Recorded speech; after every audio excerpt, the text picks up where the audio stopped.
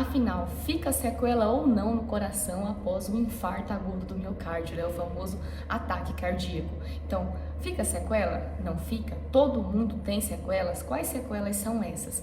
Vamos responder algumas dessas dúvidas aqui hoje. Respondendo a primeira pergunta, sim, pode ficar sequela no coração após o infarto, mas não é uma condição obrigatória.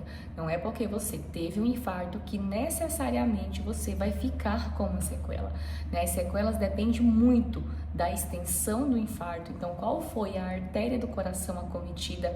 Qual foi o tempo entre o infarto e o tratamento, entre abrir essa artéria? Então, isso nos diz muito sobre o que pode acontecer depois. Primeiro ponto respondido, né? As sequelas existem. Agora nós vamos pesquisar quais sequelas são essas.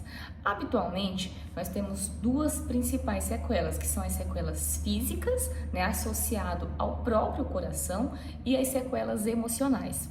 Quais são as sequelas físicas? A sequela física mais comum no coração é a insuficiência cardíaca. O que significa insuficiência cardíaca? Significa que o coração ele ficou maior, né, mais dilatado. Por quê? Porque aquela parede sofreu. Ela pode ficar mais frágil, né, e funcionar menos e ficar mais alargada. É o famoso coração grande. Então, essa dentre das sequelas do coração é a mais estudada, a mais conhecida e que a gente também tem tratamento. E a insuficiência cardíaca tem os seus próprios sintomas. Alguns sintomas comuns são não conseguir dormir deitado, então o paciente precisa às vezes de 2 travesseiros, né? Outro sintoma muito comum é o cansaço. Então, cansaço ao esforço, cansaço ao subir uma escada, ao andar e inchaço das pernas.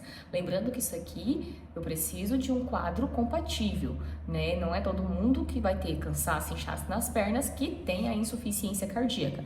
Lembrar que a gente precisa de um contexto, saber quem é esse paciente e que esses sintomas eles têm que ter lógica, né, nesse contexto. Outra sequela comum, né, após o infarto são as arritmias cardíacas. Por quê?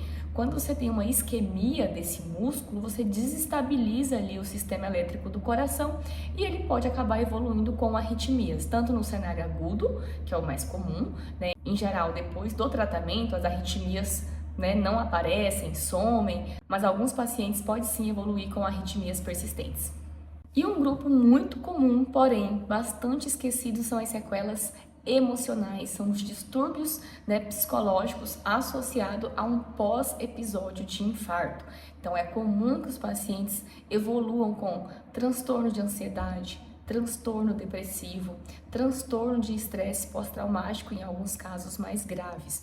Tudo isso por quê? Porque é um paciente que tem medo de retornar à sua atividade laboral, né, atividades de lazer, tem medo de fazer algum esporte, alguma atividade física, interfere muito também na atividade sexual. Então é um paciente que entrou no hospital com um infarto. Aquela pessoa que existia antes não existe agora. Agora eu tenho um paciente pós-infarto.